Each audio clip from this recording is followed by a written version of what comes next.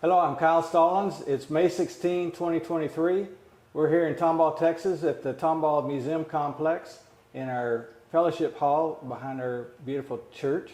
And we're here today for a video interview of Dorothy Hildberg Beckendorf and her son Charles Edward Beckendorf.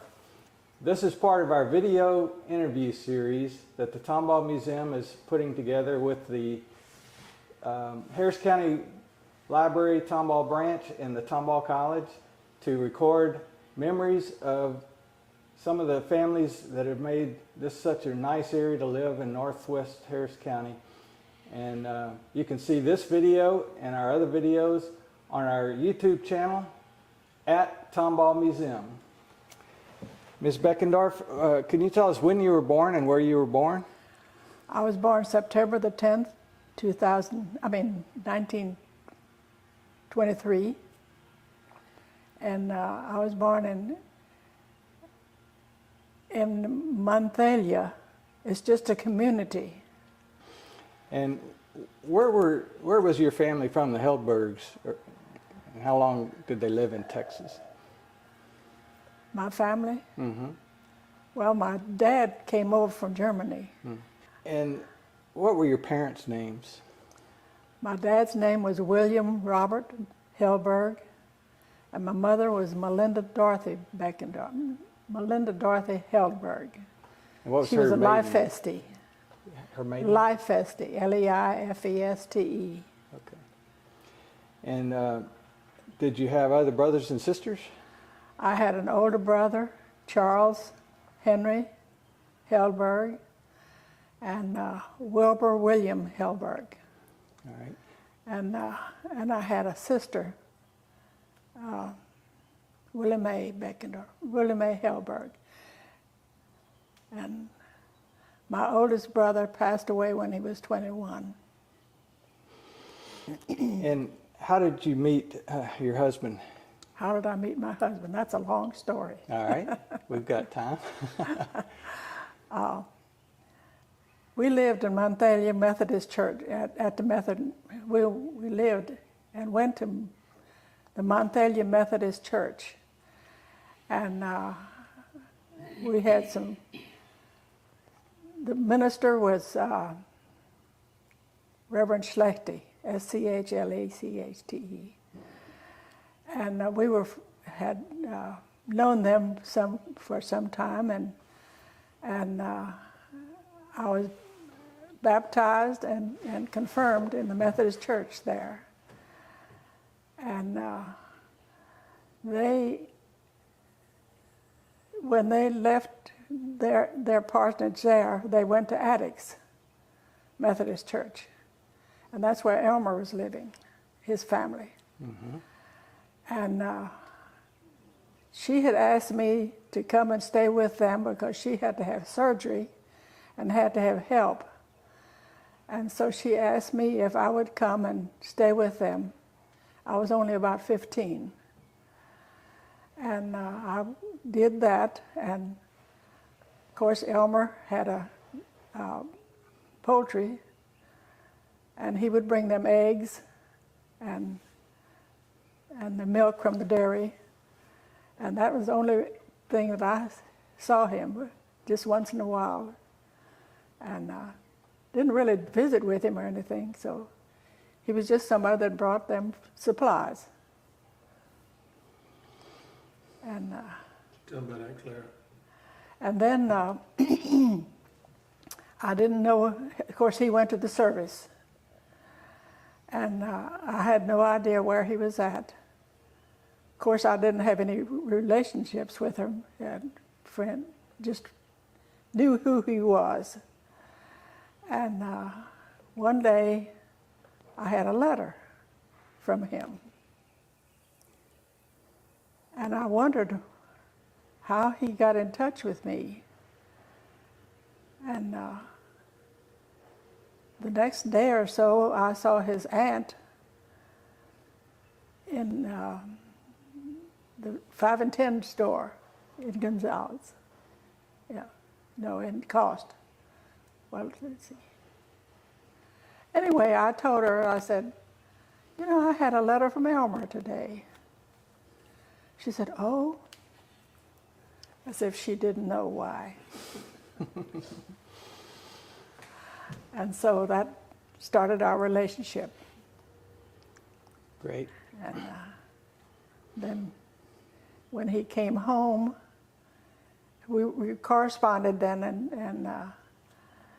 and February the 14th, I was working in Houston at the T.J. Bettis Real Estate Company. And he called me that morning on the 14th of February, called me that morning and said, I'm home. And he said, we're having a party tonight, church party. And he said, can you go? I said, well, yes, I can go. I'll pick you up when you get off work, take you to the house and do what you want to do, and then we'll go to my family back in Attucks, and then we'll go to the party. So that was that. So, Great. When did y'all get married? July the 5th, 1946. And what did Elmer Beckendorf do in the war? He was, he climbed poles and changed light bulbs and things, you know, and then I can't remember for sure what all he did. A lot of communication. Communication, yeah, that's what he was in. Yeah. What branch of service is that? Army, Air Force? Army Air Corps is Army what Air he said. Oh, good. How many children did y'all have, and what were their names? Elmer and I, Uh-huh. we had 3 children. Charles was the first one, and then Kenneth, and then Mildred. How many kids do your kids have? And each, like Charles here, how many kids does he have? Charles has 3, yeah, and Mildred has 2. All right. You And have, she adopted her grandson for personal service. does Kenneth have kids? No, he didn't. Okay. He was Yeah, married. He was Kenneth had married. one named Brian. Oh, that's, yes, I'm sorry, yes, he did have one, Brian All right. Beckendorf. Do you have lots of grandkids and great-great-grandkids? Yes, I do. Oh, great. Nice big family.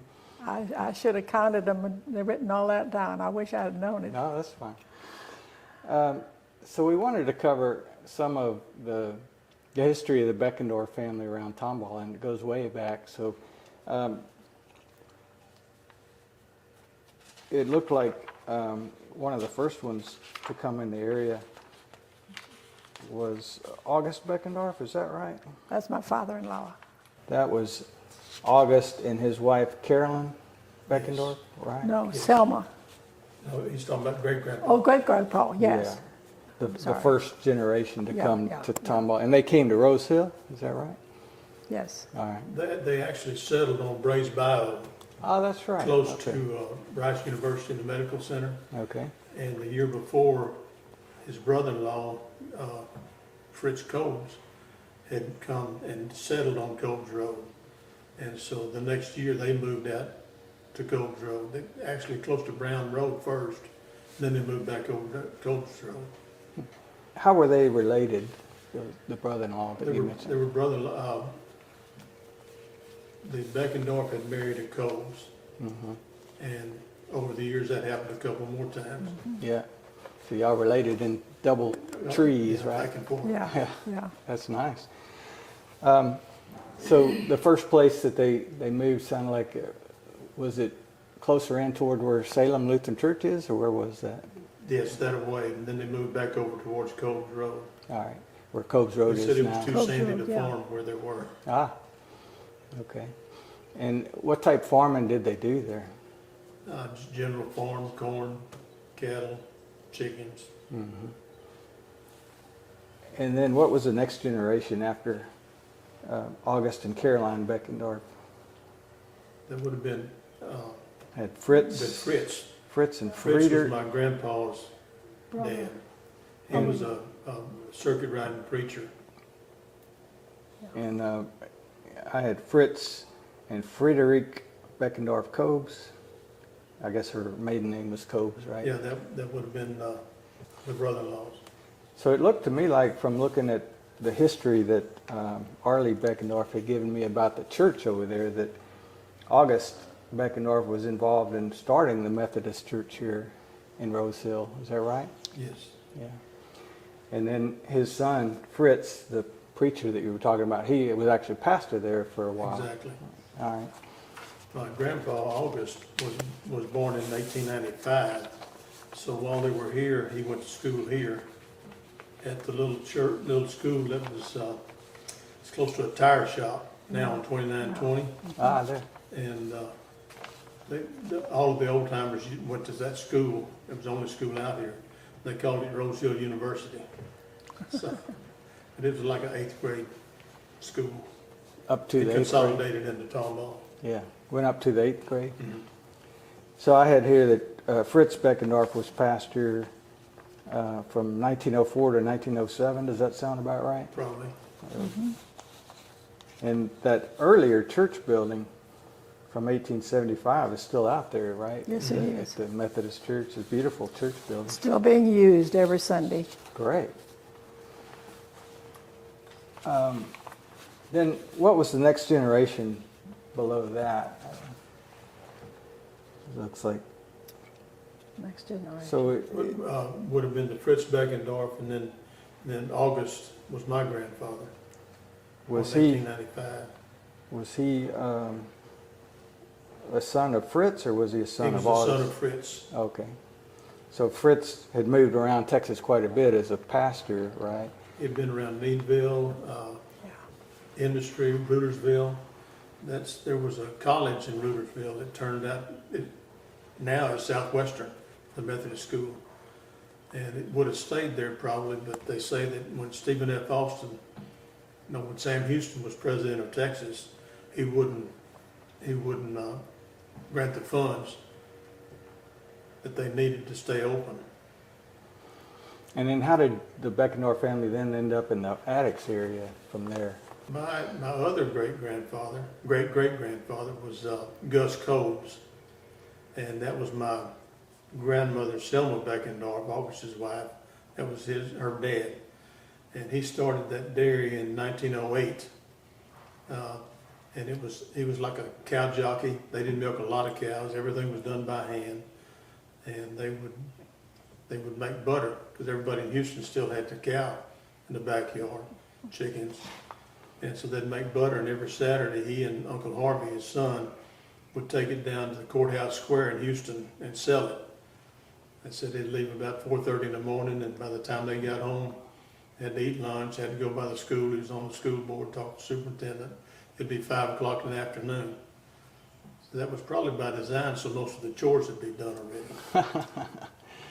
So that August, he was the son of Fritz. All right. And how long did they live and work around the Addicks area? They came, Daddy was born in 21, so they came, after they got married, that's another Beckendorf and Coles that got married. And in fact, two brothers married two sisters. Wow. Grandpa August's brother married Aunt Frida, Grandma's sister. But when they got married, they were in Rudersville with his dad, Fritz, and they were raising turkeys, and I don't know what all they were doing, but anyway, they had a crop failure and the turkeys all died. And Grandma's dad found out about that, so he offered them 4 houses in Houston or a piece of land. And so they took the land, moved to Addicks, and I think I saw yesterday that they moved into their house on December the 1st, and Daddy was born there on the 14th of December, 1921. And I was trying to place in my mind roughly where that was over in Addicks area. If you turn on to Highway 6 going north from I-10, you go across the Addicks Dam. Of course, the old Methodist church is right there on the right. And it was about probably 2 miles, mile and a half or 2 miles down there on the right-hand side. When I was a youngster, you could still see a line of oak trees that Grandpa had planted, or his daddy-in-law had planted, but you can't see that now anymore. But they were there until 1947 when the Army Corps of Engineers took all that over. Made it into like Made a it into reservoir. That's the Addicks and Barker reservoirs. Okay. And is that when y'all moved up here back to Rose Hill? Moved to Rose Hill, yes. There was a lot of family around there. Grandpa's brothers and his mama. And so everybody had to move out. And some of them went to Brenham, one of them went to Claudine first. And Grandpa found this place here in Rose Hill. It was the old Fairley place. Alvin Fairley had grown up in that house that Marvin had that you were talking about. And Marvin wound up with that house, milking in that, built that milk barn there. That's what I wondered. It looked like I saw one family photo from the Fairleys posted where they were having a family reunion before the Beckendorfs bought that house, right? So that later became Marvin and Beta Beckendorf's house? Yes. Yes. Right. Okay. And it's just north of where the new Tomball Stadium is that right? It's north, yes. Yeah. Beautiful house and a wonderful dairy barn. You know, when I walked in that dairy barn the first time, I thought I was walking in my uncle's old dairy barn. Yeah, It looked that's so right. much the Yeah. same. Was there a standard for building dairy barns? It looked like there's a lot of them around Tomball that were the same. They were built just about the same way. They'd pour a concrete girder around the outside, probably 2 foot tall, and then they built everything on top of that with the studs, and that was mainly to keep the boards from getting rotten because you use so much water, wash the cows, wash the barn. And so, in fact, the old fellowship hall at Rose Hill is built the same way, just like a milk barn was built, because that was all dairy in that area out there. So the bottom of the walls of that fellowship are concrete They're up a about little 4 bit. inches wide and about 2 foot tall. Who were the Cobes that were living around the Cobes Road area early on? Was It Wilhelm? would have been Fritz Coles, All right. and that would have been Gus Coles' dad. And you know how they were related to the JFW Cobes who had the JFW Cobes well that came into Tomball? I do not know how they were related. That was Margaret Kitzman's daddy. In fact, when on our farm, he owned 30 acres back in the back, and we were able to trade 2 30-acre tracts, so we had one piece. Then I wound up leasing that. How many acres did the Beckendorfs buy up here around Rose Hill when they moved up from Addicks? So was it different tracts for different parts of the Beckendorf family? How, If I remember right, it was about 70-something acres here. They built, that's what they had when they moved got to Brays Bayou, about 70 acres. And I think it might have been 200 when they got here. I think that's what it was. okay. And I'm not sure where on Cobes Road that was. The Cobes house, when I was young, was still there. It was an old country-looking 2-story house up off the ground on blocks. Kind of Where- like Marvin and Beta's house. And whereabouts was that located on Cobes Road? If I remember right, about halfway down on the left. Yeah. On the I west think so, side? yeah. Great. And so then when the family had to sell out around Addicks and made the dam, and then they bought the place in Rose Hill, how did y'all come? Which parts of the family came up to Rose Hill, and where did they end up? My Grandma and Grandpa came. They built a Yeah, house. they built a house, They built a yes. new house. Mom and Daddy moved the house that they were in, and it had been a helper house until Daddy got married and needed a house. Yes. But they moved it up here, and it was had a kitchen and a living room and a bedroom and a bathroom. Yeah, that's what And it was. that was it. And then we built on we called it a workroom. Ben Scholl helped build that, put that on there. And it was a typical old farmhouse. Every time there was another kid, they built onto it. And as the kids grew, they kept building onto the house. Yeah. So there wasn't a whole lot. It was probably 3 times as big as it started out. Yeah. And it's still 1, there. 2, 3. Which house is it out there? It's next to Cypress Rose Hill, right by our milk barn. All right. So, But we've added on to it so much, it doesn't look like the same It's house. it's a mile from 2920. I was towards familiar where Cypress. Arlie's house is there. Where is Right it? Across the the driveway. driveway. Okay, I see. And tell me about those two dairy barns that are right there just south of Arlie's house. Whose were those dairy barns? Our dairy barn was closest to the road, and Marvin was in the back. When they moved up, he decided he wanted to be back in the back. There were still some woods back there. And of course, there were a lot of trees on the whole place. But over time, cows wind up killing trees by laying under them all the time. Tell me about the dairy business, and I guess whatever vintage I was. It sounded like around the Tomball area it grew pretty large with dairies all over Harris County in the 30s, 40s, and 50s. How was that from your perspective? Actually, it was, I'm going to back up a little bit because it was your grandpa who was president of South Texas Milk Producers. When I talked about Gus Coles, my great-great-grandfather, he was one of the founders of South Texas Producers, which was, that took in poultry, cattle, meat clubs, all that kind of thing. And then must have been probably in the late 30s probably is when they used that charter and made South Texas Milk Producers. And we've had a credit union as part of that for money availability to borrow. It wasn't a whole lot of money, but there were at one time in the late 50s probably close to 1,000 dairies in Harris County. When my dad and all of his friends came back from World War II, there wasn't a lot of work. Everything was short because of the war as far as supplies. And there were probably 10 or might have been 12, we called them creameries back then, or milk handlers. And they would come out and they'd help you build a barn, they'd help you find some cows, usually 30 or 40 cows. Build a small milk barn with stanchions. You'd milk it, squat down between the cows to milk. And that's how a lot of these came to be. And when I was in the first 72 passenger bus that we had in Tomball was on our route out there. Would have been Tomball, Waller, 2920, and Mischke, and Jergen, and Cypress Rose Hill. And almost all of us got on in front of a milk barn. And at what school did that take you to? Tomball. And what schools did you go to out here in Tomball? I started in 1953. I was in the first grade in Cypress. They didn't have kindergarten. And we finished that year. And that year they were working on the people around Rose Hill, the business people, were working on trying to get Rose Hill moved to Tomball because they did business in Tomball, all their friends were in Tomball, they went to church in Tomball, but the kids went to Cypress School District.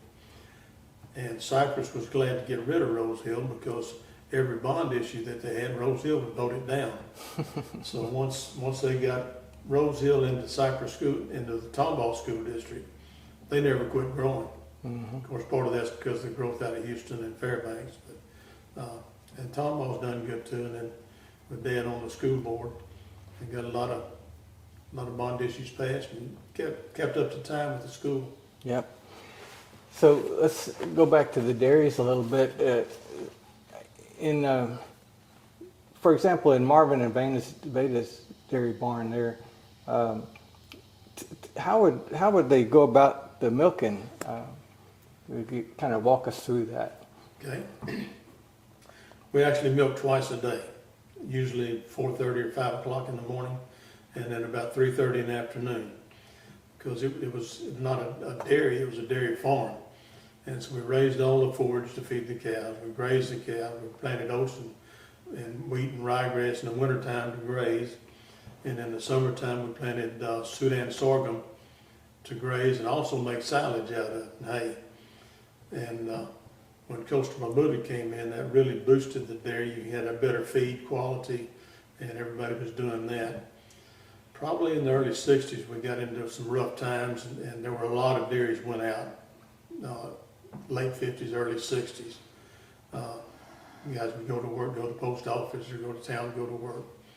But the dairy farm was a good place to raise kids. Kept you out of trouble because you were working all the time. There wasn't a lot of money. You couldn't spend money getting in trouble. But it was a good way to raise kids, close-knit families. Would milk twice a day. Would bring the cows up. Somebody would have to go out and bring them in, put them in a lane, and they'd come in. We'd let them in. And I think both our barns were the same. We had 8 stanchions on each side. So you had 16 cows in there. And so you'd let in, first you'd fill it up, and then the machines, you'd milk one cow on one side, and then you'd put the machine on the cow beside her and let that cow out and bring in 8 more. And just kept circulating. Usually you had to have 2 people in the barn all the time. While Morgan and Veda were on vacation a couple of times, Veda did most of the milking. She was there all the time. And I milked for them while they were gone. And my wife was working well, she wasn't my wife yet. She was working at the bank in Tomball. And there was one cow, about the first day or 2, I was able to milk her. But after that, she'd look, and I couldn't get her locked up in the stanchion. And so I'd get Mary on her way to work, and on the way home to come by, and I'd bring that cow in, and she'd put her hand on that cow's hip, and then I could lock the stanchion for her. But she was used to a woman's hand touching her, Wow. not mine. And roughly what year did the vacuum milkers come into? Probably, I think it was 55, I think 1955 is when Daddy put in the first pipeline and vacuum pumps. Before that, we had vacuum pumps, but we were milking into a bucket with that vacuum pump. The buckets would have to be carried into the milk house, and they were probably 15 gallon, I think, stainless steel buckets. We'd carry them in, and you'd take the vacuum off of a milk can, and you'd pour it into the milk can. When that can was full, then you put it into the milk vat that had cold water in it. Had to have ice in it. Yeah, they'd bring ice with a milk truck to put in there. And so all the milk was shipped to Houston in cans. The next day, our milk truck driver's name was Johnny Baker. He wasn't a big man, but I remember I was impressed because that vat was a little over 3 foot high. And he'd reach in and grab the can, and he'd float it a time or 2, and he'd bring it out and set it down. And he'd back up to the door at the milk house and have the doors open. And he'd get 2 cans out, and he'd pick them up. These are 10-gallon cans, so 80 pounds apiece, maybe 90 with the can weight. And he'd start off and he'd swing them once or twice. By the time he got to the truck, he could set them on the truck, shove them back, and then he'd get on and stack them up, tie them to the truck. And we milked in cans until even after we got the pipeline. Daddy was the first one to put a pipeline in Harris County. And the health department... Stainless steel pipeline. Stainless steel. We couldn't just put long pipes in. The health department made him cut them and take them down and put them up every milking. Wow. Brush them out. And after a while, when everybody started doing that, then that stopped. But with milk into the milk pipeline, it would go in, and then it would go into the can in the milk house. And then we'd take the cans, put them in the vat, and then pick that up every morning, and then bring the empty cans back. So there were several dairymen around here that had a milk truck like that. There's no bobtail box truck, pretty well insulated. But he'd pick the milk up, bring the cans back, and then bring probably half a dozen or a dozen blocks of ice, and then put that ice in those vats. In 55 or 56 maybe, Daddy bought the first bulk tank. It was an 800-gallon vacuum tank, and that we were in high cotton when we got that, because then you could get a bulk truck, and they could just pump the milk out and pump it onto the truck and take it to town. It took away some of the labor then. Quite a bit of it, yes. But growing up, our first jobs, my brother and I, the feed we bought feed from Gulf Coast Federated Feed, which was another cooperative that the dairyman had built. And they'd bring the feed out and we'd cut a hole in the roof and they'd auger it up and just make a pile in that feed room. And so Kenneth and our first job were filling up 5-gallon buckets with a little scoop so that Daddy and Uncle could carry it in and put it in the stanchions for the cows. So I was wondering about that you set out the feed before you bring the cows in? Yeah. And, Like I said, you were doing every other stanchion. yeah, So you had to walk around a cow every time to throw a scoop or two of feed in there. yeah. And then when we started, Daddy was, got started with, it was a Dairy Herd Improvement Association, which was another co-op. And they would come by once a month and they'd weigh the milk.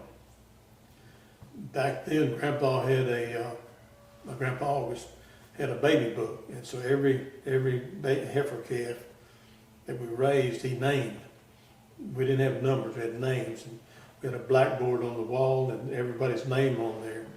And then when we started with DHIA, testing the milk and getting the weights, so you knew how much each cow gave, then they'd put down there, up there, put 1 or 2 or 3 marks, how many scoops of feed she got. So the more milk she gave, the more feed she got. And if they just had one mark for a long time, they didn't stay around. Had to be productive cows, otherwise it wasn't worth it. And we had a neighbor, Mr. Valentine Hirsch. His son Elroy still lives here in Tomball, and his wife Joanne. And he had a little Ford pickup and a small cattle trailer, bumper hitch cattle trailer. And when we got ready to ship cows, he would come pick them up. And I think for $6 a load, he hauled them to Port City in Houston. And when they'd butcher them, they'd get the hides back.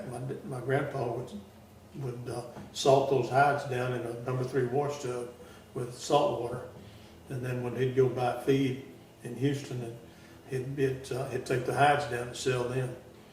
But before we were buying feed from Gulf Coast, that was when we first moved there, I guess, when I was growing up.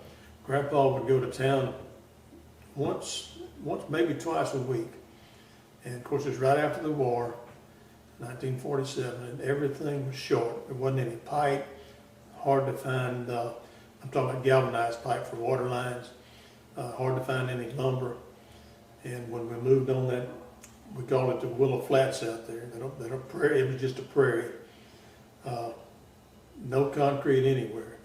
And so he'd put the feed on the front of the truck, bobtail truck, and then he'd go by, I think Parker Brothers or somewhere there off of Washington Avenue. He'd buy a yard of sand, a yard of gravel, and 5 sacks of cement. And so when they got home, then they had to unload the sacks of cement, shovel the sand and the gravel off, and then unload the feed. But between milkings, you'd have to pour concrete.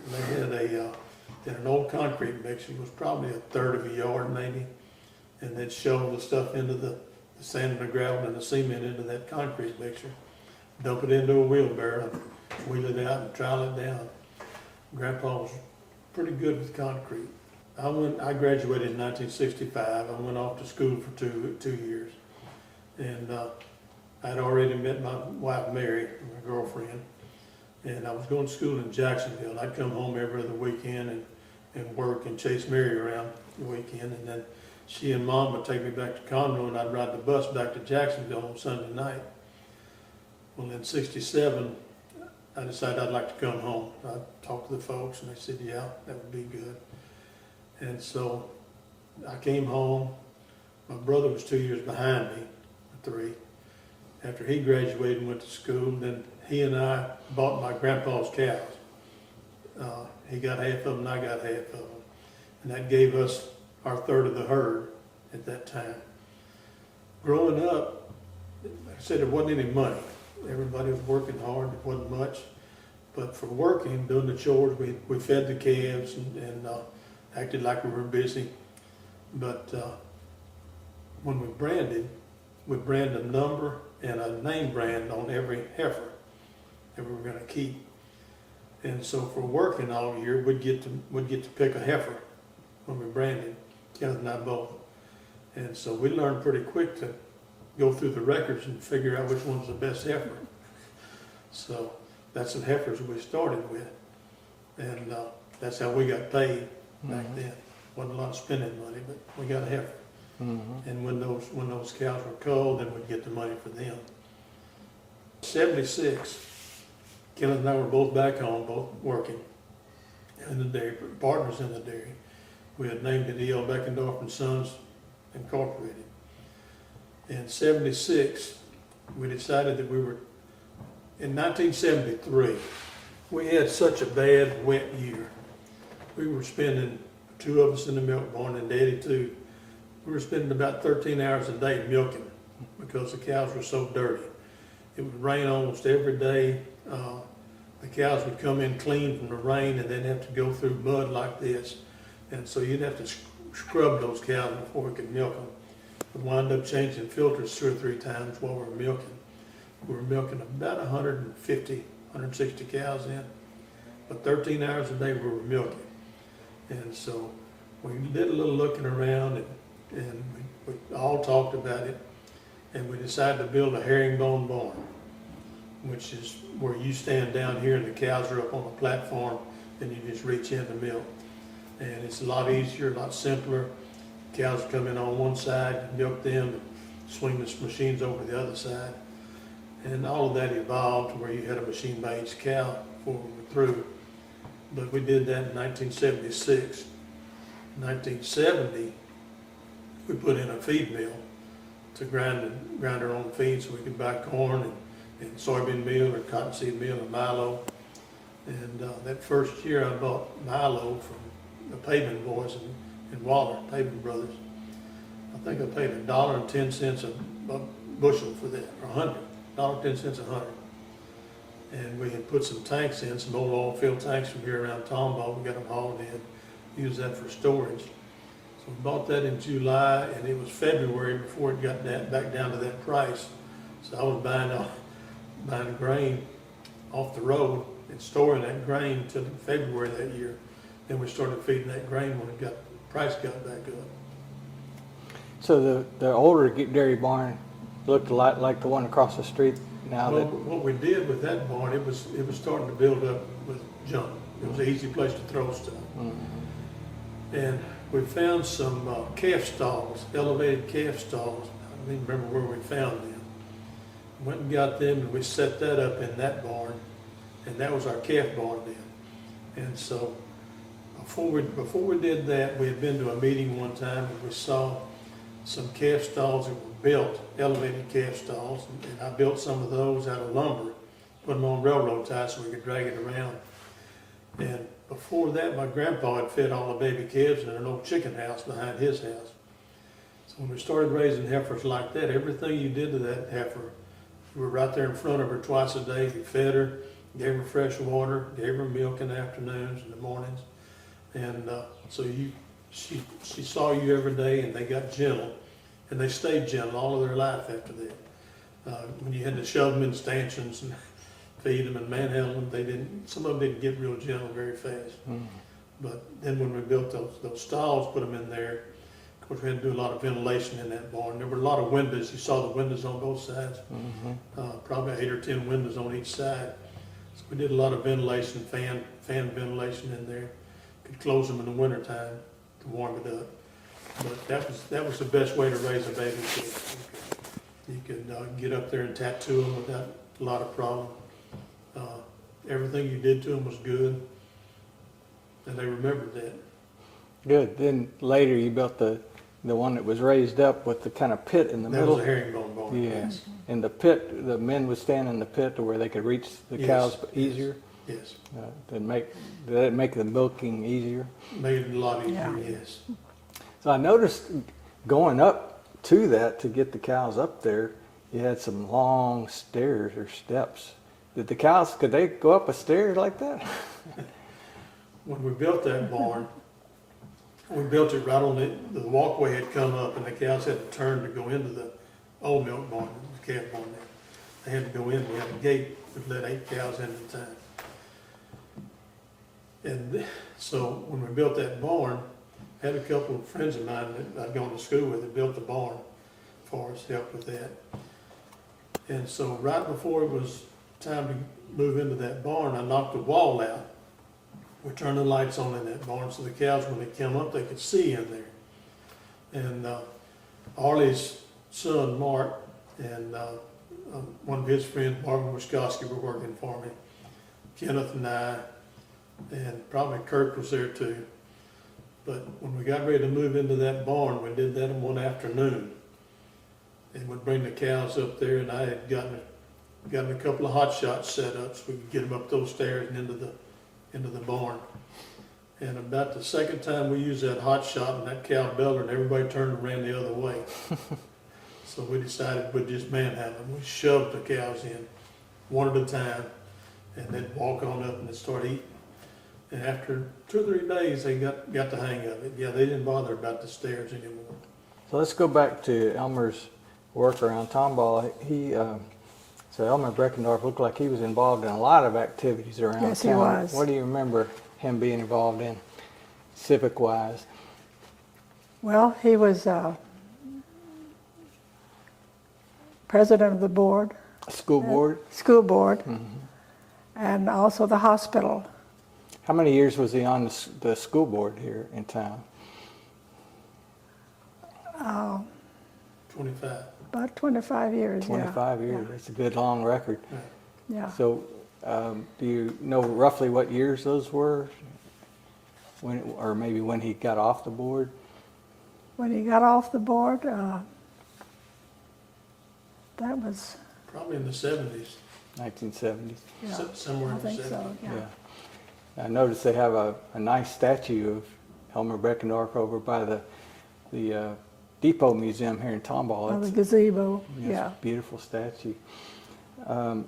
And what about the hospital board? Which hospital board was that, and which hospital was he involved in? He started at the old hospital, yeah. Involved there, and then Yeah, and later then- got involved in the new one? Yeah. Mhm. Great. And were you also involved in some Tomball civic?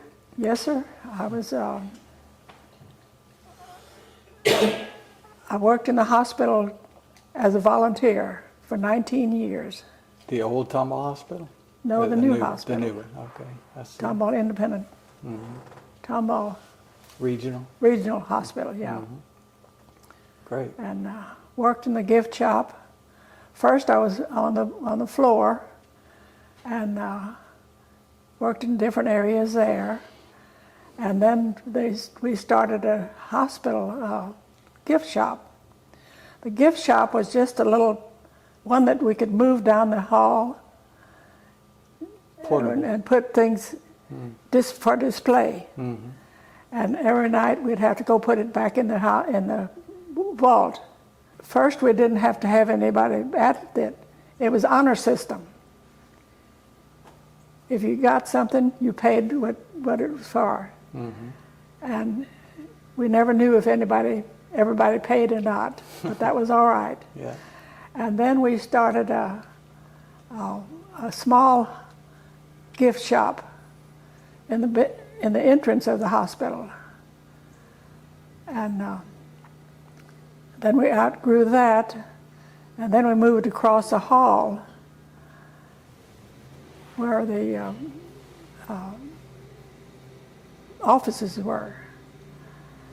And then we moved when they built on the new onto the hospital, we moved down, which would be south, for the south entrance. We had a big, much larger gift shop. So we kept increasing, and I worked in the gift shop for 19 years. Been honored with a 10,000 hour pin for our volunteer work at the hospital. Wow, that's a great record.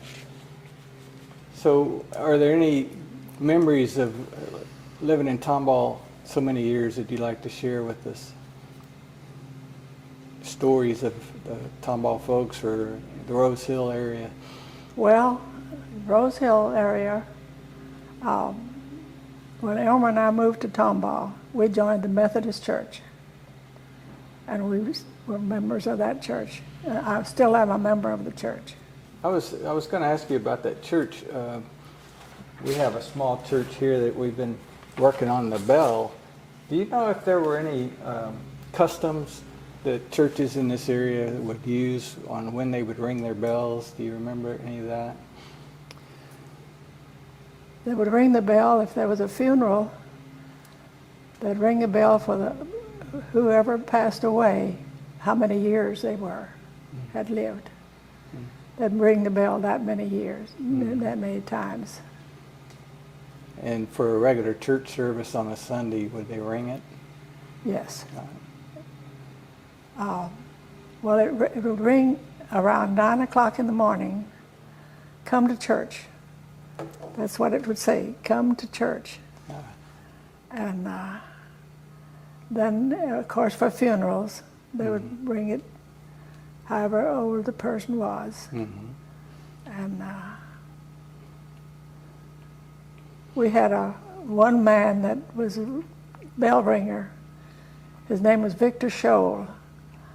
And you could always count on him to be there every Sunday, or even early morning to tell them to come to church.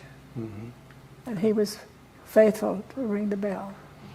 They got to where they would tie the rope up high so we couldn't reach it when we were little kids, because we'd get in there and ring that bell and they called it turning it over. But what would happen is the rope would come off the big wooden wheel up there. And somebody would have to climb up and put that rope back on that bell. The rope would slip off? Yeah. So it sounds like you've been up there. It had a big wooden wheel, like a pulley? Yes. Yes, And the rope was tied onto that pulley. And if you did turn it over, the bell would turn over. Upside down. And then you'd have to go back up and you didn't have to turn the bell back over, you just had to put the rope back on the wheel. Unwrap the rope from being tangled up? Yep. Okay. I was curious about if you remember when y'all first moved back to the Rose Hill area, were there already barbed wire fences, or did you have a kind of open range? Do you remember that? No, There would have been fences. Fences already? or fences. They had to build fences to keep the cows from going Yeah. where they weren't supposed to go. Did y'all still, it sounded like y'all still were branding your cows though, right? Yes. Yes, they were, In yeah. fact, I think there was a branding law back then because of the open range law. So you had to brand everything. Years later, we'd use a tattoo, and we'd still put numbers on cows. But finally, we quit even branding those numbers on them. We just used the ear tags. Okay. A tattoo, is that like? We put a tattoo number in their ear. That started probably in the early 50s when they came around and they tested for TB, tuberculosis. Our dairy had, I don't remember exactly, but I'm going to guess probably 15 purebred Jersey cows. And when they tested for TB, it got every one of those. But they would test for TB and also for brucellosis. It got to where in later years they could test for brucellosis and lepto in the milk samples. And once they found the positive, then they'd come out and check every cow. They'd bleed every cow and test them for brucellosis. Now we don't think we've got it eradicated. They don't even vaccinate for that anymore. Still vaccinate for leptospirosis. Do you have any other favorite recipes, either yours or your family's? Well, one of the recipes is a sweet rice. And all my grandchildren, I think, have learned to make it. And you cook your rice and until it's soft. The rice is soft, and you have it in water. And when the water is taken into the rice, then you add your milk and boil that until that gets in the consistency of like a pudding. And then you add sugar and, of course, salt. And then when you put it in the pan, after that's all mixed together, you put it in a pan, and then you put cinnamon and more sugar on the top. So I've heard of out there at your church the chili suppers. Chili supper, yes, sir. How long have they been doing that? The chili supper has been forever. Over 50 years. I think this was the 50 years. 53rd year Yeah, this yeah, year. yeah. Wow, it's a good long while. We would buy ground meat from, usually from Chapel Hill. Chapel Hill. Have good meat. And then we had a recipe, and everybody got together and we'd fry the meat, standing by the stove, stirring it in a pan, and then we put it in the roaster. And then after we got all the meat browned, we would add the ingredients of tomato sauce and whatever went in, and then we'd put it in big roasters and cook it all day, and then have our chili suppers. And they were well attended. Are there any other German recipes or German foods from some of the German families around that you recall? Well, we'd make sauerkraut. One other thing we did at the church, Florence Williams, she was one of the members, and a couple was having their golden wedding anniversary, and they asked us to serve them. So we made up a recipe, she and I, and we served that. And everybody liked it so much. So she and I decided that we would start a catering service. It was a Rose Hill Methodist Caterers. And we would, I don't know how many people we served at one time, but we would cook. Let's see, we had chicken breast, and we had green beans, and we had one special kind of green beans that we used, Ruth Klein. Of course, they had the Klein's Grocery. grocery store, and she said that the Blue Lake is the best, so we'd buy those in cans, and then we would make rice pilaf. We'd cook the rice and add things to it, and then have green peas in it. That was our rice pilaf. Everybody liked our meal, and we would serve it in the fellowship hall. If we would serve, if somebody wanted to have a dinner, we would serve them. Or some of the women's organizations would ask us to serve them. And then we had a lemon delight. It was Jell-O and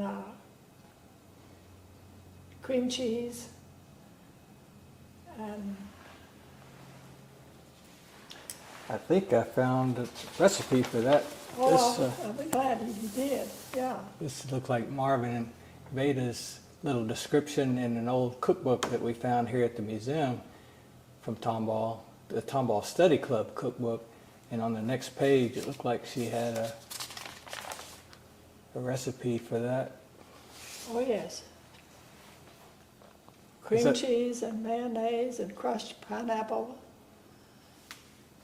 and marshmallows and lemon Jell-O and whipping cream.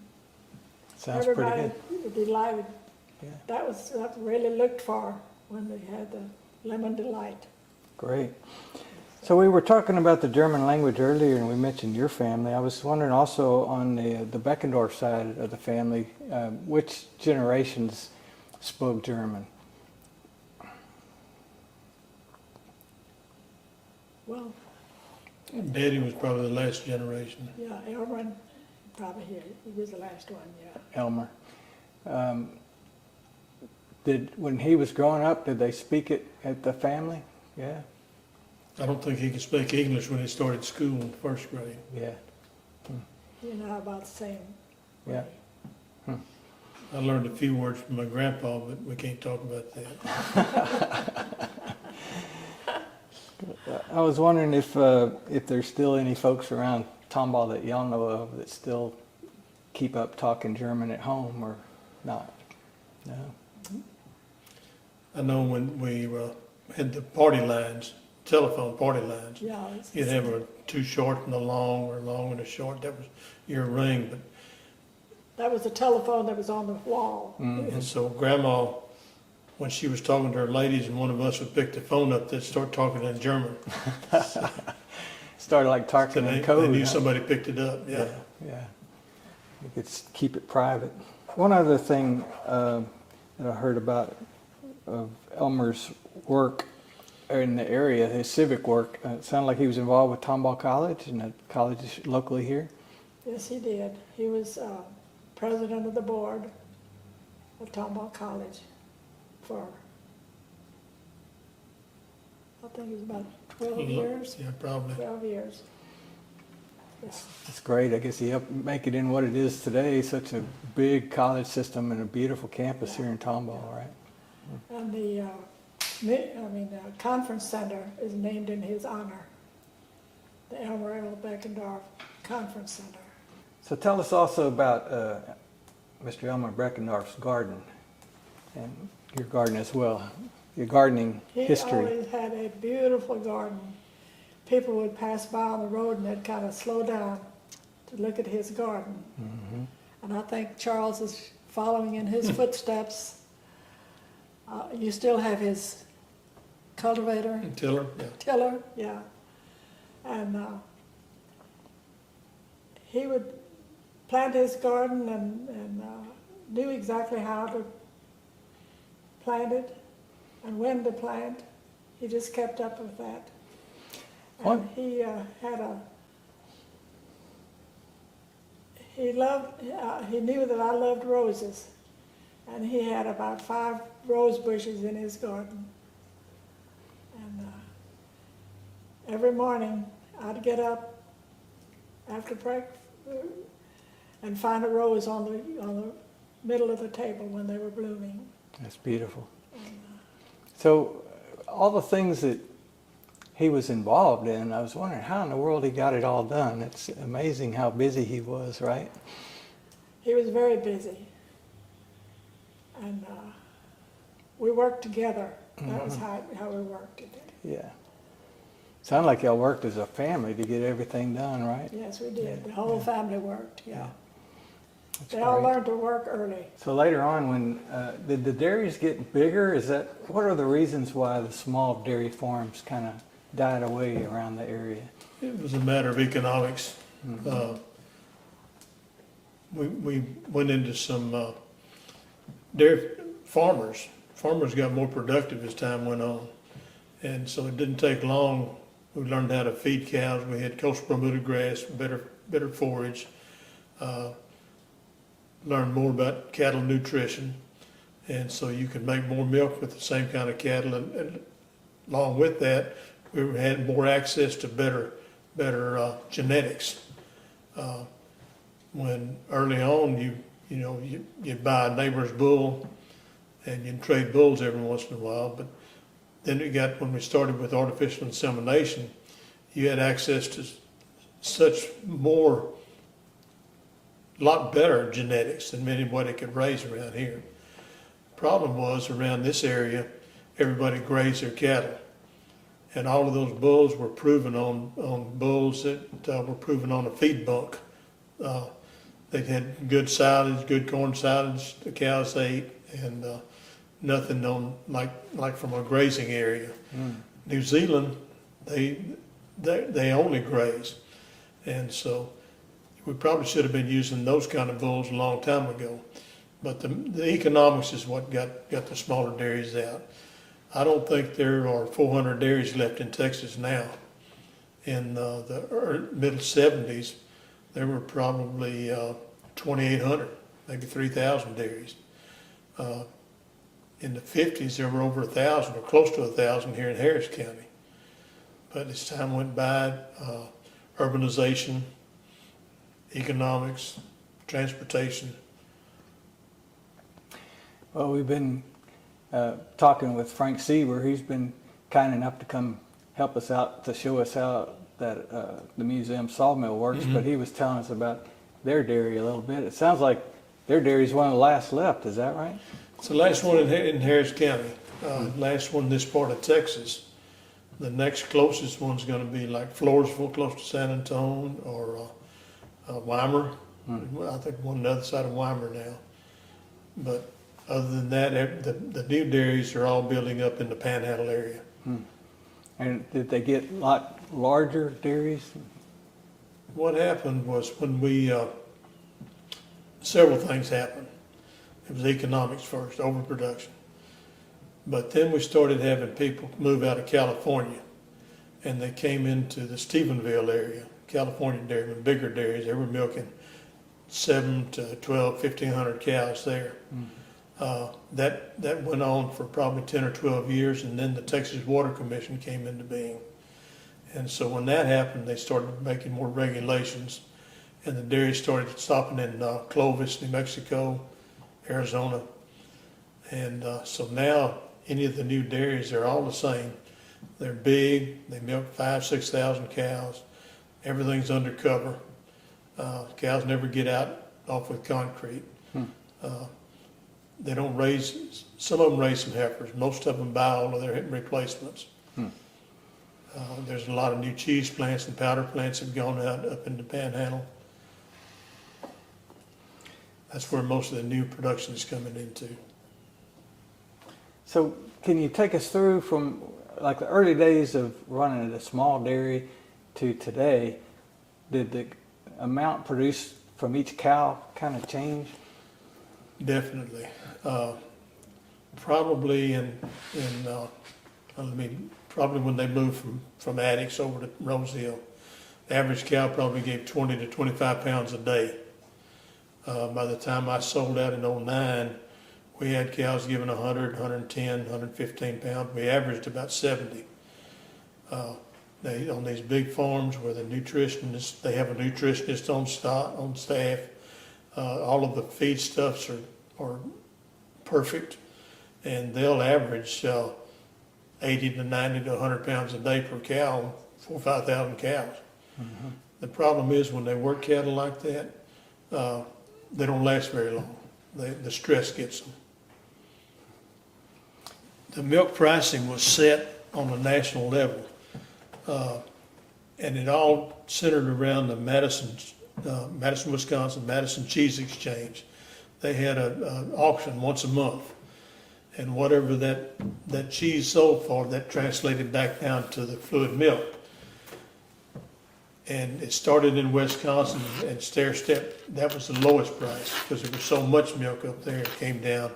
The highest price would have been in the southeast and South Texas. When we would sell milk to the co-op, well, let me back up. We have co-ops because that guaranteed we got paid. If you were selling to a handler and he decided he didn't want to pay you, or he wanted to manipulate the contents, the fat level, he could do that. There wasn't anything to stop him from doing that. And so that's where the co-ops came into being to begin with, to keep the handlers honest. Well, when we would sell milk to the co-op, of course, they pick the milk up, they get it to the processor. They have the business to run. And so you get your share, and then out of our share, they would keep like 3% to run the co-op with. And they kept track of that, and that was our retains. And so every 10 or 12 years, they would rotate those retains. So every year you'd get what you had put in 10 or 12 years ago back to your farm. And so the new people were always helping to come in and pay for the process and pay for the co-op to run. But that's where the co-ops came into being because of the processors not treating the dairy farmers right. And did you get paid different between your butterfat content versus your milk content, or how did that work? That's right. Whatever your content was, there was a formula. So if you had higher milk content, higher cream content, fat content than your neighbor, you got a little bit more per hundredweight. It's only by the hundredweight. And the hundredweight would be probably, there was about 11 gallons a hundredweight. So we got probably about 80 cents to $1 a gallon is what it amounted to on the farm. And you had to make that work. You bought your feed, you paid the help, paid the taxes. And I was amazed. It sounded like quite an involved process to get good quality feed, to have good quality milk. Did it ever get upside down to where your feed would cost more than you were getting back in milk? More than you think, Yeah, yes. that was, More than you think. That's why every dairy farmer tells us, why, wait till next year, it'll be a lot better. Like I said, there wasn't a lot of money in it. You know, the dairy farmers, I know everybody sees dairy farmers and they think they've done well. What they've done is accumulate. They, bought a piece of property and they worked hard and the values went up. And that's where a dairy farmer makes his money more than milking cows. And Help also got to be a real issue. Finally we couldn't find people to work. I probably used almost every high school boy, probably except you, to help me milk on the farm. And I still have young men come up to me and say, "Do you remember me?" And I said, "You'll have to help me with your name." Yeah. I met one last week, I couldn't remember.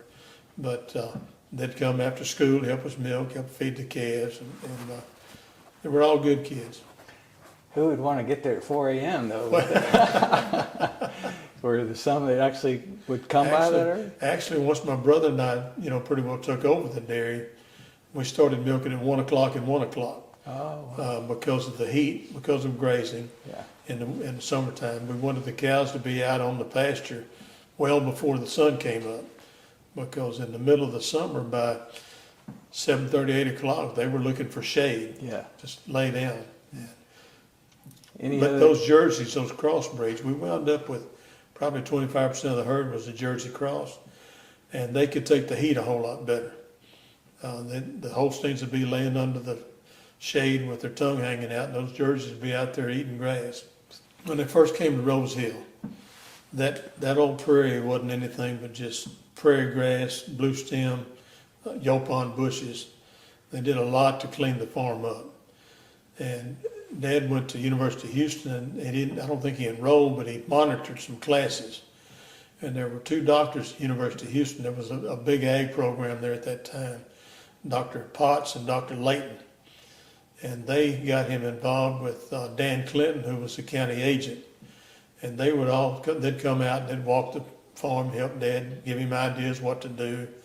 They talked to him one time about in the 50s, we had a severe, severe drought, almost as bad as the late 90s. I don't think it was as bad as the late 90s, because he told me at least it did rain sometime in the 50s. But they talked about putting irrigation wells in, because a lot of them were. And all of those experienced guys were telling my dad, who was a young dairy farmer, said, what you need to do is take advantage of this dry weather and dig ditches to get rid of the water when it's raining so much, because that's what we have here is rain. Mm-hmm. But the one story that I think she's talking about is they walked out there and they were walking around looking at the pasture and the kinds of grasses that were there. We didn't have a lot of chemicals to kill weeds. We had mowing machines is what we used. There wasn't a lot of chemical fertilizer right then. When all of the cow manure would go back out on the pastures. But because of that, they told him, his name was Elmer, they said, Elmer, what this place needs is a real shower of, they didn't call it manure. Yeah. But that's what this place needs, and that's what we concentrated on. We used all of the manure back onto the farm, and it takes 7 years for manure to completely break down and be gone. So you put it on every year. So I'd seen as a kid a lot of those manure spreaders, but I have to admit I don't actually know how y'all used them. It sounds like a lot of hard work. How would you use that? front end loaders helped a lot, Okay. Yeah. but we didn't always have them. We started out, we had an old John Deere 60 with one old front end loader that had a trip bucket on it, no hydraulics, just to pick it up. We had a manure spreader, the old kind of manure spreader you're thinking about. We parked it right beside the alleyway where the cows came up into the barn. So every day, every milking, we had to, or every morning, I guess, we would scrape all of that manure up, put it in a wheelbarrow, carry it up, and dump it on the concrete, and then shovel it into that manure spreader. Whether it was wet or dry, it went in there. Yeah. If it was too wet, we had to put hay behind it so it wouldn't run out. Later on, we got some bigger manure spreaders, and we got some that were hydraulic that would hold close to 20 tons, and made it a lot easier to haul manure. With that smaller manure spreader, it would take about 3 or 4 days to fill that up, and then we'd have to take that out and put it out. Sounded like a lot of hard work in the early days, huh? There wasn't a lot of tech. Yeah. Just muscles, huh? Yeah. Wow. The biggest thing that's happened to dairy is the involvement in government. The national milk producers, the bigger co-ops, Dairy Farmers of America, AMPI, all came out of South Texas milk producers and their kind of sister co-ops around the country. With the USDA, lots of regulations. Dairy farmers need somebody to carry their story to town and help with the regulations so we don't get regulated out of business. And still they try to outdo us. Cattle's still a big industry. What was your favorite event to think back about living in the Rose Hill, Tomball area? The friends you had, it didn't take much to have a good time. We could do that on a horse or just trying to stay out of trouble. We didn't do that all the time very well. But you knew everybody. It was a small community. When I was in high school, we knew everybody in high school. We knew all their little brothers and sisters, knew who their folks were. It was a good place to grow up and live, good place to go to school. You mentioned earlier going swimming at Spring Creek. Where would y'all go? Right down on, I guess it's, we called it Critter Road. I guess it's Decker Prairie Rose Hill Road. But the Spring Creek Bridge down there was about 2 miles from our house. And we could ride our bikes down there, get underneath that old bridge. Back then, there weren't a lot of fences that stayed up along the creek. That was kind of open range over there. But we could run up and down the creek, set out fishing lines. So tell us about your schools. What years did you go to Tomball schools? Started in Cypress, first grade, and then the rest of the time graduated in 65. What school buildings did you go to here? I started out on the Cherry Street School. There were three other kids from Rose Hill that were in my same class in Cypress. And we got here and none of the three of us knew how to read. The kids in Tomball knew how to read, but we didn't. And I think there were other kids that were in different classes to you, but for some reason we didn't learn to read in the first grade. So there was a second grade teacher named Ms. Gray that kept us in. There were 4 of us all year at recess and taught us how to read. But the first spelling test they put in front of me, I couldn't read it. I didn't know what it was about. And I thought I'd been paying attention, but maybe I wasn't. That was on Cherry Street. What years did you go there? Through the 7th grade. That's the year the school burned down. And by the time they got the new school built, I guess I was probably a sophomore, and that was on the Main Street school when they built that school. Where did you go in between? They still had the little school over by Klein Supermarket, the elementary school. They had that's where the high school and junior highs were. They had the elementary schools in every church around. Every church opened their buildings up for school. While they were rebuilding? Yeah. So that school burned down. I remember that morning. I think Dad was milking and Delvin Shower was on the school board. They both came to town to watch the fire. We had to stay home and work. But I really thought that was neat because all the grade books burned up. So we didn't have to worry about the grades that 6 weeks. when Charles started in Cy-Fair, they were not teaching phonics. Tomball taught phonics. When he came over to Tomball, this teacher Yeah.